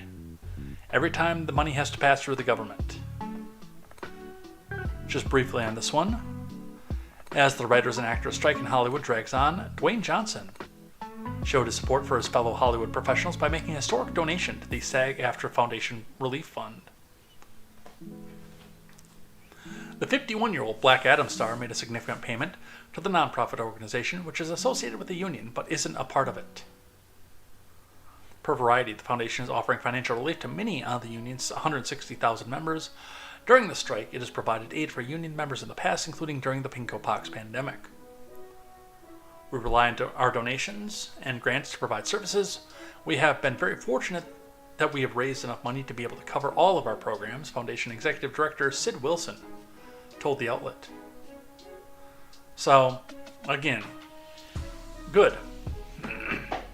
If this is a cause that you believe in, let the dollar bills in your pocket show for it. And don't expect people like me to make our dollar bills show for it. It's not a cause that I believe in. So I'm not going to be paying into the charity, but I am glad that there are people out there who can do this and make sure these people are up and alive and well while they're doing something that I think is tremendously stupid. From Evie, who thinks that this is a bad thing. OnlyFans girl turned into trad wife. Are women grifting off a trend, or is it a redemption arc? I'm going to answer your question here before we look into the article and say yes. It legitimately depends on the woman. I know plenty of them who went down the actual redemption arc, came out of the craziness of the feminist movement, and found a better lifestyle going into the trad wife thing. My second fiance was a third waver. But towards the end of our relationship, and again, a lot of people think it was stupid of me that I wasn't walked away from her as she was getting to this point. But number one, that was not something I was interested in. And number two, and this is the important part, is I couldn't stand to be around her no matter what her views on traditionalism were. And I was either going to go into a messy divorce or drink myself into an early grave. But it does depend on the woman, whether it's a grift and a trend or a redemption arc, because they're both people doing it. For the record, I don't think that blonde on the belly of the beasts transition to a trad wife is steeped in reality. I think she is grifting over the fact that she can pull a really, really big audience of simps and incels based on the fact that she pretends to be a trad wife. But I think that there are people out there, and there are some famous ones, I can't think of any right offhand, that are doing it and are legitimate about it. This is from Andrea Mew. Swiping through TikTok, you come across a young woman dolled up in the kitchen wearing a puff-sleeve prairie dress cinched in by a pink apron. Her long, loose ombre blonde curls fall delicately down to her décolletage. Her kitchen is so immaculate, it almost looks sterile. You follow through her full profile, intrigued by this picturesque life where Gwen the milkmaid, urban homesteads, but dreams of a farm with cows where she can home birth children and frolic in her garden barefoot. Sounds like Elaine. Turns out she is quite willing to share a post as a pro-abortion, anti-marriage lesbian feminist. Share her past, rather. But while she asserts she's changed over the last 10 years, this milkmaid may not have realized that the internet isn't so forgiving. The internet keeps its receipts. Gwen the milkmaid recently became one of several trad influencers who got exposed for having a polar opposite online persona. Gwen Gwiz, the OnlyFans model, who also had an ASMR YouTube channel that featured sexual content. Whether genuine OnlyFans models or just party girls who used to flaunt their glamorous lifestyles on social media, there's a puzzling trend of conservative influencers with promiscuous pasts. In the case of Gwen the Milkmaid, she conveys to her audience that she's reformed and has moved away from her past, but critics online claim she's still not as trad as many people want to think. Again, it depends on the woman. It depends on the couple. And as far as being in and open for this, it depends on the couple. There is no one right solution for how your household works and how your marriage works. It is an amalgamation of what works best for both people in there, in the relationship, in the marriage. I don't think that I'm going to wind up in a trad wife relationship. I feel like there are possibilities where I could move the woman I'm involved with into a more trapped position, but for the most part, I don't think that that works for my household.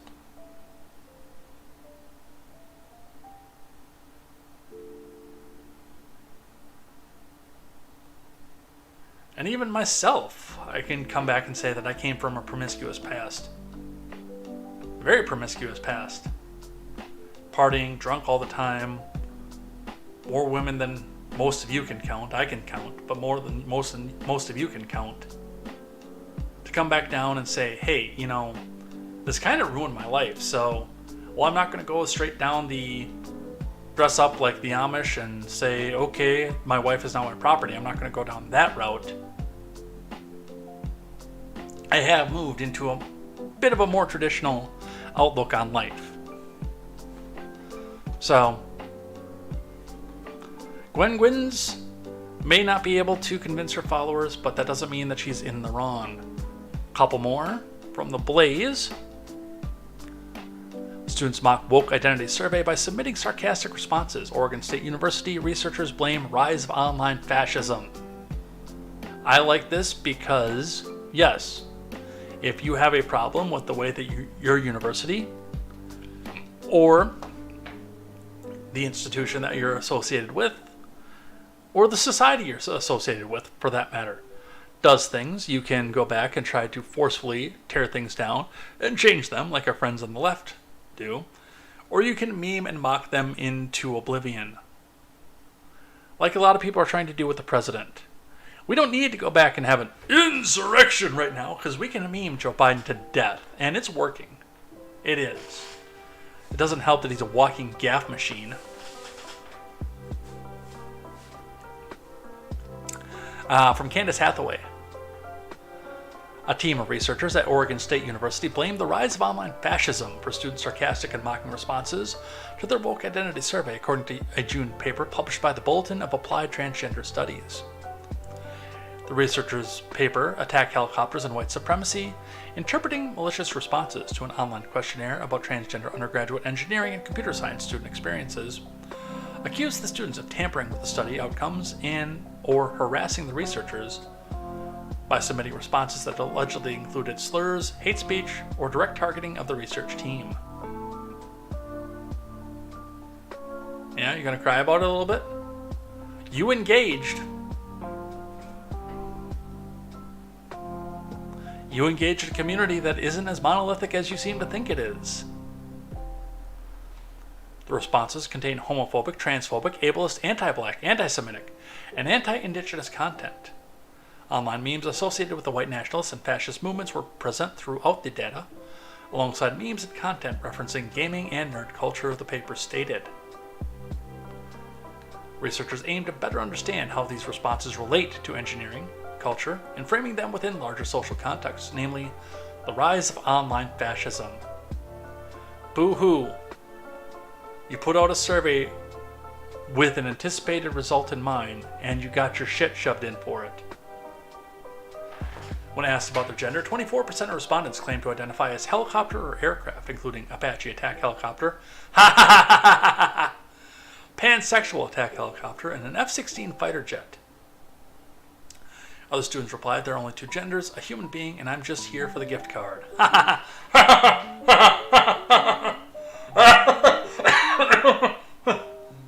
Nice.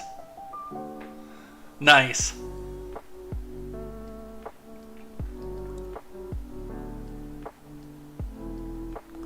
Respondents were then asked about their racial and ethnic identities. One student replied, what else do you want to know? What I ate for breakfast? This question is unnecessary. Come on, man. These questions are stupid, another student wrote. I wanted to hear the funny stuff. Students were also instructed to listen to disabilities. Like all transgenders, my disability is the inability to come to terms with biological reality. Madness, essentially, one student replied. Another respondent stated, my country is run by communists. Nice. And see, and again, the people like this want to come back down and make laws to control your ability to come back out and say stuff like this. They want to use the government to clamp down on you. And when they want to use the government to clamp down on you, you don't have to get violent. You don't have to be forceful and push. You don't even have to raise a hand. You meme them. And the people who responded to the survey reached meme level awesome. I believe I have one more, and then we'll do some things that I hate. Washington Post set to lose $100 million in 2023, 1 decade after Bezos bought the paper from Jeffrey Clark. 10 years after the Washington Post, Where Democracy Goes to Die in Darkness, was purchased by Amazon founder and billionaire Jeff Bezos. The outlet is on pace to lose about $100 million in 2023, according to a recent New York Times report. Bezos took over the Post for $250 million in 2013 in one of the most significant media acquisitions of the last decade. The Post's famous saying, "Where democracy goes to die in darkness," became the official slogan of the paper in 2017 under Bezos' watch. But it seems that even Bezos could not turn around the Post's flagging popularity with readers. The Post has struggled to increase the number of its paying customers since the 2020 election, when its digital subscriptions peaked at 3 million. It now has around 2.5 million. The Times wrote in a story headlined a decade ago, "Jeff Bezos bought a newspaper. Now he's paying attention to it again." Look, there is a reason that you are down, that your numbers are down. You are not running in an ad-driven model. What do I mean by that? The Post will typically throw a couple articles out there, especially if they're critical of the former president, and let them go out as free articles, especially if they're extra propagandistic. But if you're going to use them as a source, and I mean, you'll note that every time I use the Washington Post as a source, it's archived already. You don't even get a free article. The first thing that it does is it pops up on the screen. It says, "Sign in or subscribe to continue reading," which a quick run through the Internet Archive, archive.today, turns around and puts it out into a PDF form document that is immune to stealth editing, number one, and number two, deprives them of that subscription. And a lot of people have figured this out. Like, on the few instances that I do use the Washington Post, I hit the archive button and it's been archived for hours already. That's the kind of thing that draws a damper on your business model. Hate to tell you this, Bezos. You should be archiving everything. I don't. And I'm the last person to preach about that. I don't archive everything, partially because there are links that I typically want to follow in the articles. The only things I archive automatically by default are Fox News, because they pop up that please turn off your ad blocker and autoplay a video that you can't stop unless you turn off your ad blocker. So they get archived immediately. There is a section of newspapers that's not owned by the USA Today, but they're owned by another big conglomerate across several states, where they automatically autoplay and then they'll turn the volume back up. If you mute it while they're autoplaying, they'll go through like 7 or 8 videos and then they'll pop up back to full volume in the middle of contemporary. So I archive them automatically. And anything that's owned by the USA Today automatically gets archived.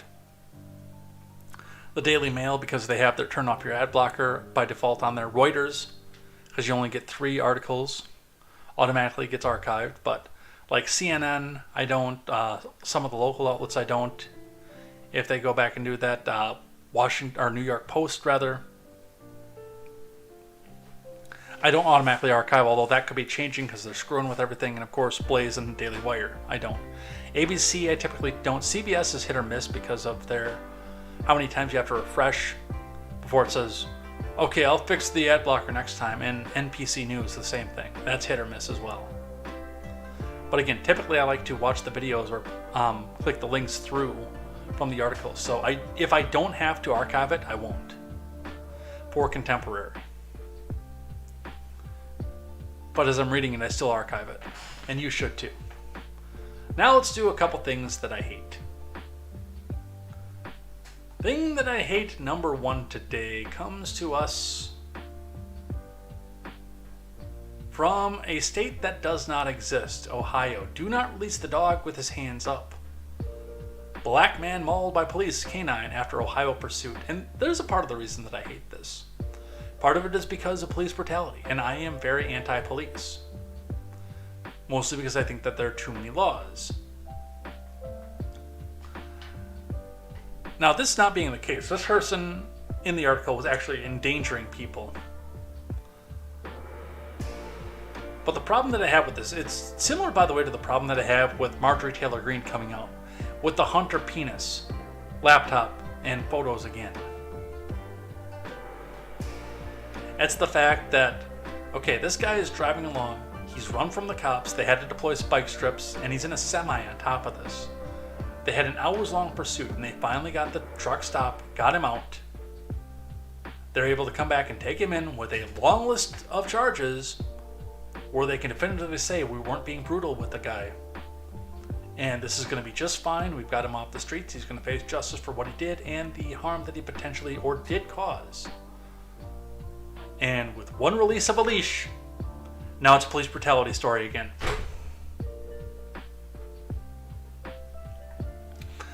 This is from Myrna Al-Sharif and Ava Kelly. A police dog mauled a black man in Ohio during a July 4th traffic stop after he surrendered to authorities with his hands raised in the air following a lengthy pursuit, officials said. A motor carrier enforcement inspector with the Ohio State Highway Patrol tried to stop Jadarius Rose, who was driving a semi-tractor trailer, because it was missing a left rear mud flap, according to an incident report. Rose was traveling westbound on US 35 and failed to stop for the inspector and troopers who were called in for help. Troopers used spike strips on Rose's vehicle twice before it came to a stop on 23. Rose told a trooper who was instructing him to get out of his vehicle that he was on the phone with 911, according to the incident report.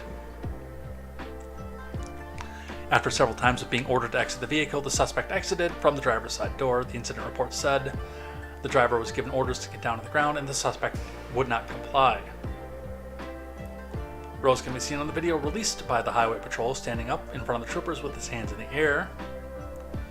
A Circleville police officer who had a dog can be heard telling Rose to get on the ground or you're going to get bit. Meanwhile, a trooper with the Highway Patrol tells Rose to come to me. It is then the Circleville police officer identified as R. Speakman deploys his canine.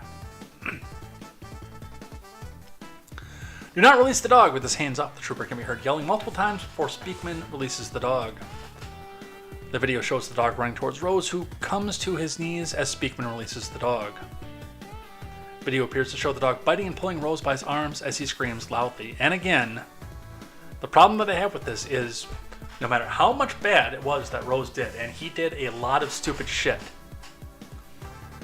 at the time that the local yokel came out with his dog, hands were up, no complying, and he was going away to jail for a long time for putting people's lives legitimately in danger over absolutely nothing. And as soon as that dog got released, it became a police brutality story. And he had a police brutality defense now, too. And here is the video. We should mention that though it was the Ohio State Highway Patrol that initiated this traffic stop, it's the actions of the Circleville, Ohio Police Department that are being called into question here, and their decision to release their canine officer as the suspect involved, as you're about to see, seemed to be in the process of surrendering himself to authorities. Now, a warning to viewers, and we cannot do it enough, this video is difficult to watch, and we'll warn you again when the footage takes that disturbing turn. The footage provided by Ohio State Highway Patrol is disturbing, but now under scrutiny after a man was mauled by a police officer's canine. July 4th, Jackson County, Ohio. A case report shows a highway patrol officer in a marked vehicle tried stopping the driver of this big rig for a missing mud flap. The man behind the wheel, later identified by authorities as 23-year-old Jadarius Rose, drives on, and a chase begins. About 20 minutes into the pursuit, the big rig is seen rolling to a stop. Get out of the truck! But that lasts only a few seconds. The driver continues to flee, and officers stay on him for another 8 minutes. He took off again. We're heading northbound. It wasn't until police used tire deflation devices We're stopped. that the chase came to a slow but dramatic and disturbing stop. That's a Circleville, Ohio Police Department K-9 unit rolling up to the scene. After repeated orders from state troopers, the driver eventually steps out of the rig, his hands in the air as requested. A patrolman is heard asking the K-9 to not be released, though it's unclear if he could be heard by all officers on scene. That's when the K-9 is deployed. Do not release the dog with his hands up. Do not release the dog with his hands up. Do not release the dog with his hands up. Don't get the dog off of him. After the K-9 takedown, an officer approaches, then quickly walks away, her hands covering her face as Rose screams in pain. The frustration audible in the voice of another state officer. Was that not loud enough? After the dog is removed, No, officers move in to arrest Rose and administer first aid. You just let a dog bite me. All you had to do was come to me. I was coming, all the guns He was. pointing at me. How you do you expect me to respect you? You got a gun pointing at me. It's like 20 of y'all. All you had to do was stop, brother. I did stop. A spokesperson for the Ohio State Highway Patrol tells CNN as troopers were attempting to gain compliance by providing verbal commands to the suspect, the Circleville Police Department deployed their K-9, which resulted in the suspect being bitten. CNN has reached out to the Circleville Police Department for comment. Police say Rose was taken to a local hospital where he was treated and released before being taken to jail. His attorney declined to comment. Which is a smart thing to do, too. The NAACP, however, is releasing. Yeah. You just blew your whole case right there, Circleville, and I hope you're happy for it.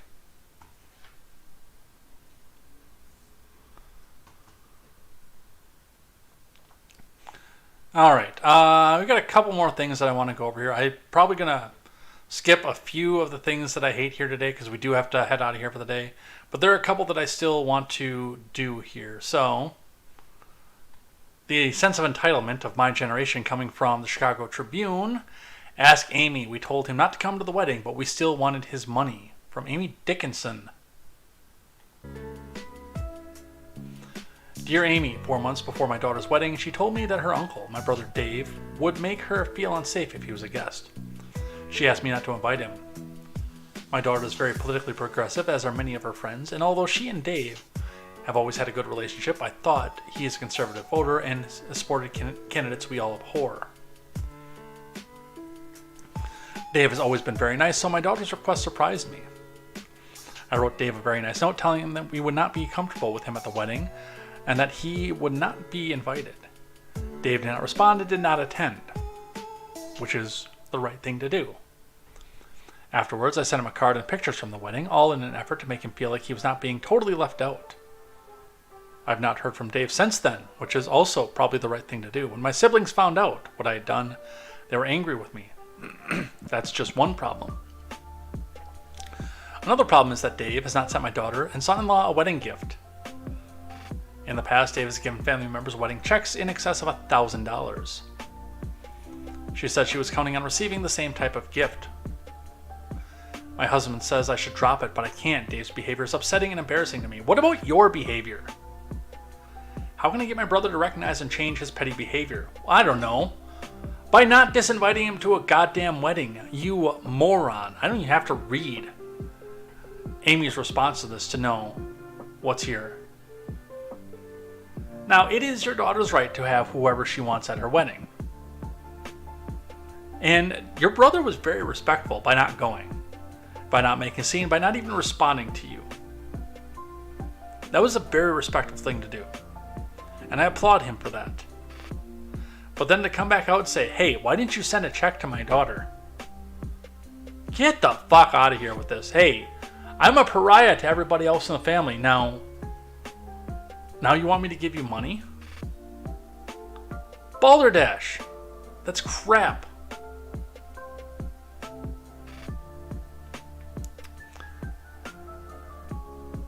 And even in the Chicago Tribune, Amy, I did read a little bit of this earlier, but was fairly objective in this. All right. Another thing that I hate. One family pocketed $7.6 million by taking cans and bottles from Arizona and recycling them in California. That's fraud, prosecutors say. Technically true. But ideologically, I think California is in a very, very weird moral spot for this. From Charles R. Davis.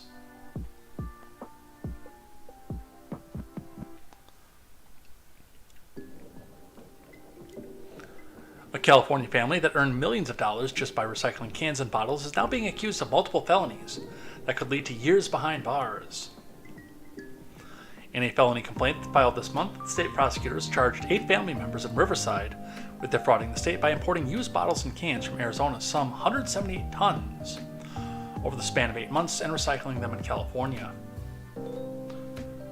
The recycling operation earned the families $7.6 million, according to a statement from the Office of the California Attorney General Rob Bonta. Investigators also found a stash of illegally imported beverage containers worth another $1 million.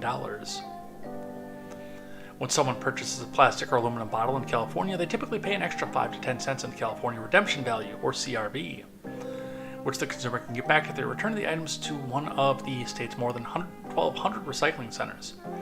Arizona has no such program. California's recycling program is funded by consumers and helps protect our environment and our communities, Bonta said. Those who try to undermine its integrity, while still trying to stop climate change, I will add, through criminal operations, will be held accountable. Like, dude, you give away money left and right for literally everything else. Now, I understand where California is coming from. I've lived in a bottle deposit state before. I lived in Massachusetts for 2 years. And since the statute of limitations is probably long up since then, when I first moved, and obviously after I moved because I spent so much time in the state, this wasn't an issue anymore. But when I first moved, I probably had about, because I kept my truck messy unfortunately, 5 to 10 bottles that came with me from Wisconsin that I went over and loaded into the recycling machine. So 50 cents, we'll say, that I got back. That's a drop in the bucket, but I mean, these people are going out and doing millions of dollars, and they're doing it at 10 cents a pop. So what had happened was they were taking stuff over from Arizona, and like millions of bottles at a time. I can't imagine how much trash they actually had to carry and not get caught doing it. That's the wild part. How much trash they had to carry to California to make up $7.8 million.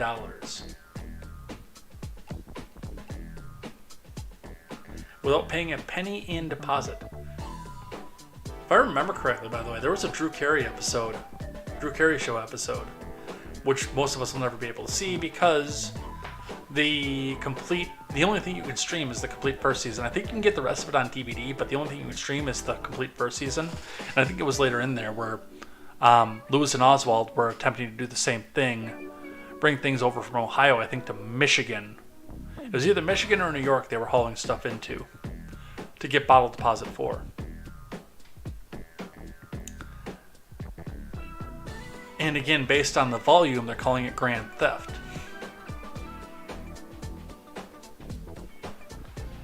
But there again, think of all the recycling that you guys did, all the new bottles that you got, everything you were able to do so. I mean, think of all the climate change that this stopped.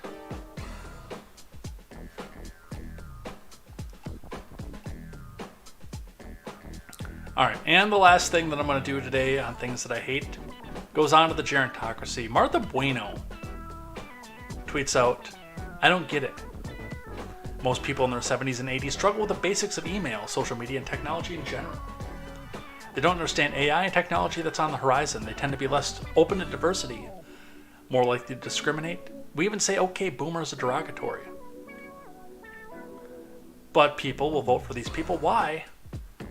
I need this explained to me like I'm 5. You wouldn't hire any of these people to run Apple or Amazon. Why are they running the largest corporation on the planet? And somewhere, by the way, out there, there's some uber progressive that's screaming, the government is not a business. Here's why. Now, there are people that run all the time that are not in the gerontocracy. I have filed paperwork to run. I did not run because, again, I didn't know where I was going to be living come the end of 2018 because my girlfriend had just broken up with me. My live-in girlfriend had just broken up with me. But I knew that it was going to be an uphill battle no matter what. I'm actually looking at the paperwork again to go run for the Senate seat in my state. But knowing that it's going to be a major uphill battle because Tammy Baldwin, who I would be running against, and a number of other Republican candidates I would be running against in the primary as well, are all hugely well funded. They're all old, but they're all also hugely well funded because they have the backing of people who they'll do what these donors want. Now, you can go back out and raise your own money. You can do grassroots, you can do things like that. That's not what Alexandria Ocasio-Cortez did, but that's what she claims that she did. You can do that, but you've got a stack of people with bigger pockets than you that are going in and funneling money into these campaigns and making sure that you get frozen out. It's not necessarily the fact that they can't get the votes. It's the fact that they can't get on the ballot to get the votes because they're frozen out of it. And that's one of the things that I hate. People are talking about term limits. People are talking about age limits and everything. And all that does is artificially knock people out of the running with a person who may not be good enough back up to take up their place. Whereas if you've actually loosened the regulations, made it easier for more people to come out and run, then when that person gets knocked off his pedestal, it's because he sucked and the person that knocked him off his pedestal was actually a really good candidate. Or made a lot of promises to the big money bigwigs out there. That happens from time to time too. So that's why it does that. That's why we had Mitch McConnell stop in the middle of a speech, because anybody else who dared to challenge him, and there have been challengers, he's been primary before, but they all get frozen out and they don't make it out to that part of the election.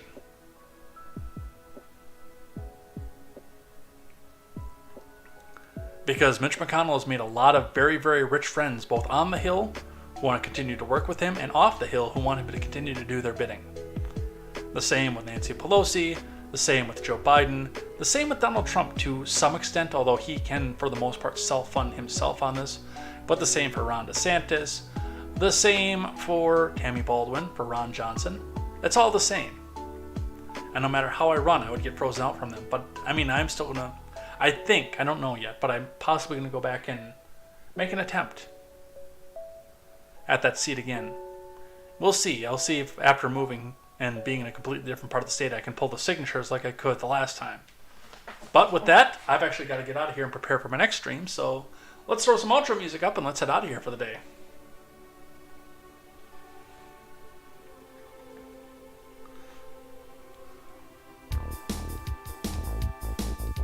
All right, and then on abbreviated, not even abbreviated, we went the full 2 hours, but on what I thought would be an abbreviated stream, we're going to head out of here for the night. Thank you, everybody who came by and hung out and chatted in the live chat. It's been a great time. We'll be back here tomorrow for more news, more headlines, and more contemporary, so come back and join us, and go check out Hello Brutiful, BREW, on Twitch for that, or watch the audio platform where this episode will be. Probably in the morning because I'm doing Brew's show here in just a bit, but probably in the morning we'll get that up there so you can go listen, and we'll also upload Brew's, the audio from Brew's podcast, and come back and enjoy that as well. That'll be on my platform. I'll probably do that over the weekend because I do want to add an introduction to that one as well, but come back and join for more news, more headlines, and more contemporary. Looking forward to seeing you guys here. Stick around if you're on Twitch. We'll go find a raid, even though we won't be there for more than 15 minutes. And take care. Have a good night. We'll see you then. And until then, I am Jay Edgar, and this is Contemporary. Take care.